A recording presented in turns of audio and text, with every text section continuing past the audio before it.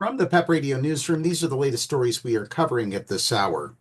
Chrystia Freeland, the former finance minister who is running to replace Justin Trudeau as Canada's prime minister, said Monday that Canada needs to release a retaliation list of goods the country would target if U.S. President Donald Trump makes good on his threat to slap 25% tariffs on Canadian goods.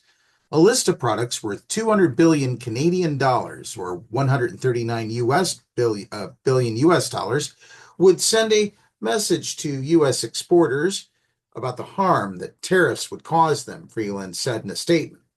Being smart means retaliating where it hurts, she said. Our counterpunch must be dollar for dollar, and it must be precisely and painfully targeted. Florida orange growers, Wisconsin dairy farmers, Michigan dishwasher manufacturers, and much more. Now is the moment when Canada must make clear to Americans the specific costs that will accompany any tariff measures by the Trump administration. Trump has said he will use economic coercion to pressure Canada to become the nation's 51st state. He continues to erroneously cast the U.S. trade deficit with Canada, a natural resource-rich nation, that provides the U.S. with commodities like oil as a subsidy.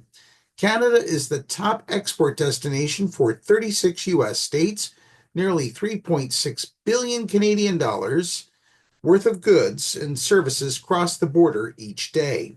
John Rees, a senior associate dean at the University of British Columbia Sauder School of Business, said Canada should retaliate against any tariffs, but warned against publicizing a list in advance, citing the risk of antagonizing Trump and making it harder for him to back off on his threats. He always wants to win, said Rees.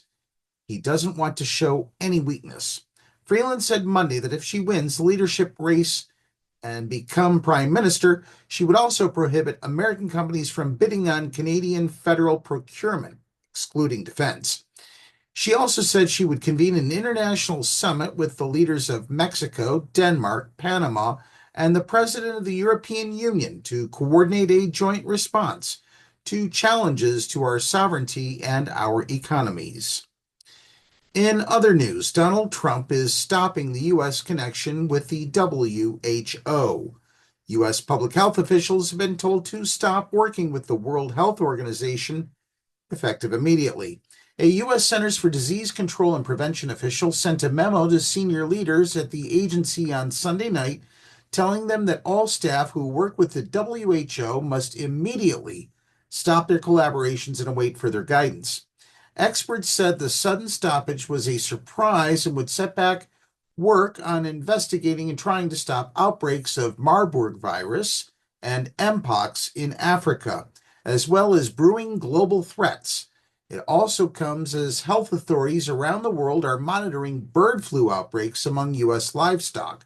According to the memo, the stop work policy applied to all CDC staff engaging with the WHO through technical working groups, coordinating centers, advisory boards, cooperative agreements, or other means, in person or virtual. It also says CDC staff are not allowed to visit WHO offices. President Donald Trump last week issued an executive order to begin the process of withdrawing the U.S. from the World Health Organization, but that did not take immediate effect. Leaving the World Health Organization requires the approval of Congress and that the U.S. must meet its financial obligations for the current fiscal year. The U.S. must also provide a one-year notice. His administration also told federal health agencies to stop most communications with the public through at least the end of the month. Stopping communications and meetings with the WHO is a big problem, said Dr. Jeffrey Klausner, a University of Southern California public health expert who collaborates with the WHO on work against sexually transmitted infections. People thought there would be a slow withdrawal. This has really caught everyone with their pants down, Klausner said, when he learned of it from the CDC. The collaboration halt isn't the only global health effect of Trump's executive orders. Last week, the president froze spending on another critical program, PEPFAR, or the President's Emergency Plan for AIDS Relief. The anti-HIV program is credited with saving 25 million lives, including those of 5.5 million children, since it was started by Republican President George W. Bush. It was included in a Trump administration freeze on foreign aid spending slated to last at least 3 months.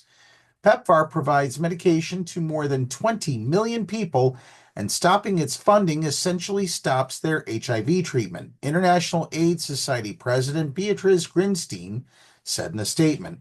If that happens, people are going to die and HIV will resurge.